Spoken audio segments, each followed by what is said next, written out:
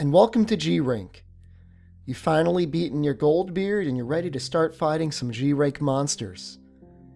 As you can imagine though, G-Rank is no easy trip. The monsters move faster, they hit harder, they have more armor, more life, and as a result, you will need to do more damage.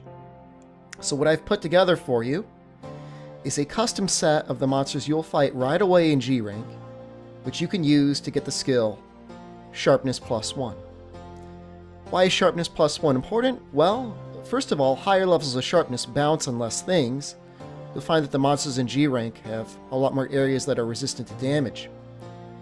Not only that, but higher levels of Sharpness add flat multipliers to your attack and elemental damage.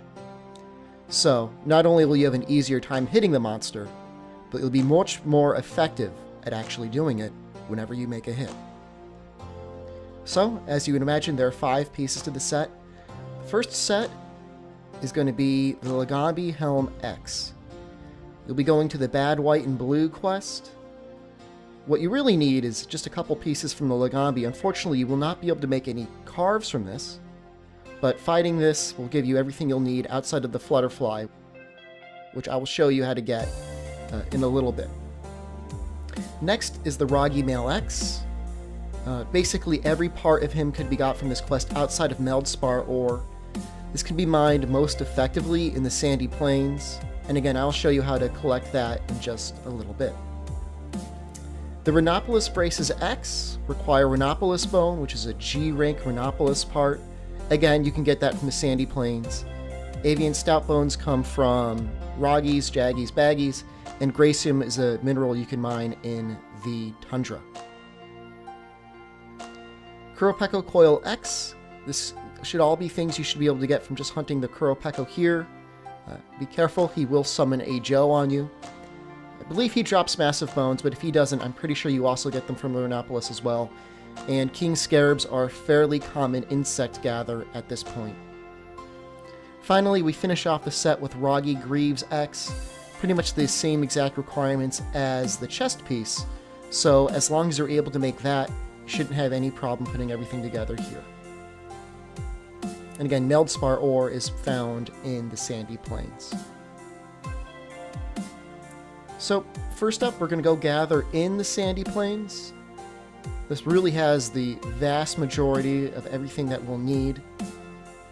If you go over to Area 4, which will be there in just a moment, you should be able to find a pack of Rhinopolis. There's actually 5 of them that you can hunt fairly easily. After you kill the first 3, another 2 will show up. But honestly, you shouldn't really need to hunt them too many times. We're only making 1 piece of the armor after all.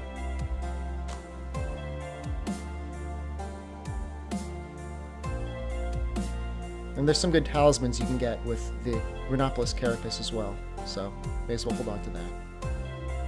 So we've moved through the map, through Area 7 into the secret area, sort of secret area in Area 11. That's where the monsters go to rest. You can mine from this one spot. Unfortunately, the drop rate is fairly low, but if you keep at it enough, you should get enough Meldspar ore. Interestingly enough, you can also get it as a quest reward from the Kuropeko as well. Next up is gathering for insects in the Flooded Forest. It has the highest drop rate for flutterflies I found. So if you're having a hard time making it, go there. Finally, we've made all the pieces of armor. Let's put it on. Hopefully you're not looking to be too stylish, or if you want to be stylish, hopefully you're perfectly willing to go for the crazy cat lady look, as I have affectionately called this set, the Crazy Cat Lady. Oh man. You know, in my mind I thought it was going to look a lot cooler before I actually put everything together. Unfortunately that is not the case. So you see, it natively gives us Sharpness +1. There's no other native skills.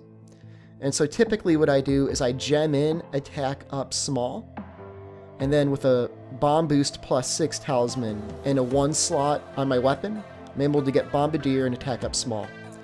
If you're one of those people that is still running around with your Bacadios weapons, this is probably one of the most effective sets you can get into straight away in G-Rank. Now, it remains to be said, of course, if you really wanted to, you could farm Goldbeard over and over again in order to get a Sharpness +1, high-grade earplugs, and Water Attack +1 set. But in my mind, that's going to take too much work for most people. And so I'm just demonstrating for you now is just exactly how much more sharpness I've gotten on this weapon. So prior to Sharpness +1, I would have a bit of blue, and they then get down to green. Now the difference is I'm in white, and the second sharpness I get down to is blue. And so in just a moment, I'm going to show you again the damage chart formula.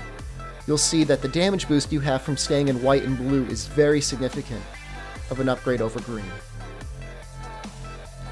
So hopefully this video was able to answer all of your questions in terms of being able to make this set. It's really not hard. Just about any group should be able to kill Ogambi, Baggy, Kuropeko, and some Rhinopolis. If you can't do that yet, you don't deserve to be in G rank. Go back to high rank and practice some more. Hope to see plenty of you running around Hanzia Port and your crazy cat lady setups. Any questions, of course, I'll answer them to the best of my ability.